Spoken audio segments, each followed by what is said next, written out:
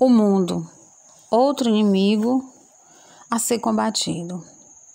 Assim como ocorre com o termo carne na Bíblia, acontece com o vocábulo mundo. Há vários significados para ele, dependendo do contexto onde o termo aparece.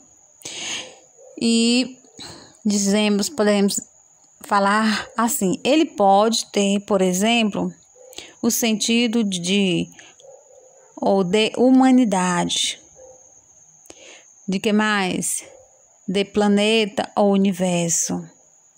Mas pode significar também um sistema, todo o sistema dominado e mantido pelo diabo e de alcance mundial. Daí o nome mundo.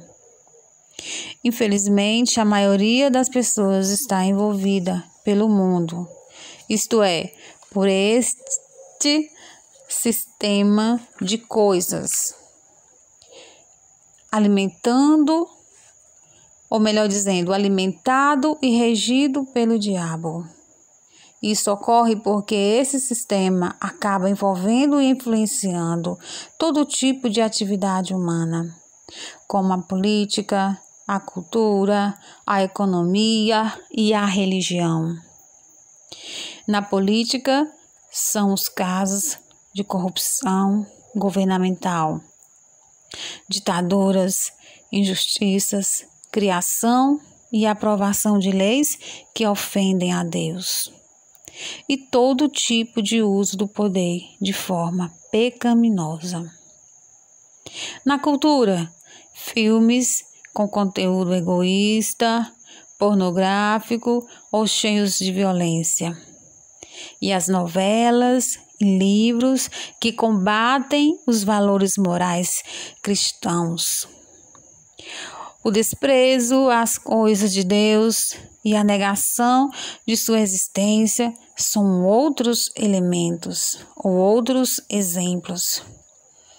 Na economia, temos as injustiças sociais, muitos com pouco e poucos com muito, e os desvios pecaminosos de dinheiro. Na religião, há seitas transmitindo ensinos contrários à palavra de Deus, e gente explorando a fé das pessoas para proveito próprio. Tudo para afastar as pessoas do verdadeiro Deus. Em 1 João, capítulo 2, verso 16, encontramos os princípios que predominam no mundo e que, portanto, caracterizam o mundanismo. Que caracterizam o mundanismo? Ou quais são os fatores que caracterizam? Primeiro, a concupiscência da carne. Concupiscência da carne. Os desejos impuros, a busca por prazeres pecaminosos. Registrado em 1 Coríntios, capítulo 6, 18, em Filipenses 3, 19, Tiago 1, 14.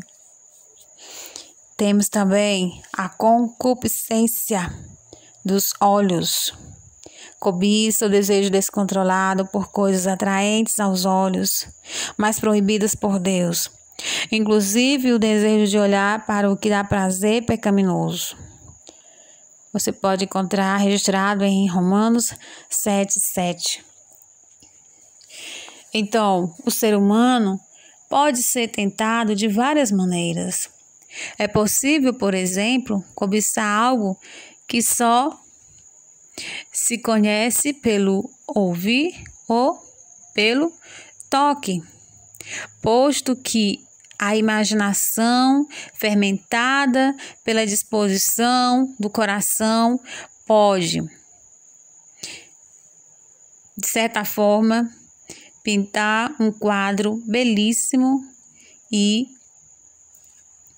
de certa forma, a respeito do que se ouve ou sente, levando a pessoa naturalmente à cobiça. Então, Apesar disso, é inquestionável que a visão exerce uma influência ainda mais forte na tentação do que os demais sentidos. A visão é o principal canal por onde a tentação chega ao coração. O próprio Jesus advertiu quanto a isso. Então, concupiscência dos olhos é aprisionamento do homem às aparências, ao superficial, ao que passa. A partir do momento que alguém valoriza mais o material do que o espiritual, o exterior mais do que o interior, e se torna uma pessoa mundana. O físico e o material podem ser, às vezes, belos, mas mesmo que sejam, não são as coisas mais excelentes e importantes. Há uma sublimidade maior que deve nortear nossas decisões. É a beleza espiritual, os princípios e valores da palavra de Deus, a vida de santidade, o fazer a vontade divina. Escreveu um certo escritor, James Montigny Bolse, sobre esta expressão. Em João 2,16, a concupiscência dos olhos certamente se refere ao desejo de querer sempre mais, no que se refere à aparência da casa, ao segundo carro, à casa de campo e outras considerações materiais. Então, este autor, ele descreve desta maneira: quando nos apegamos às aparências, distorcemos o senso perfeito de beleza. Você pode achar uma pessoa linda fisicamente, reconhecer a beleza de um objeto ou excelência de um ato em si.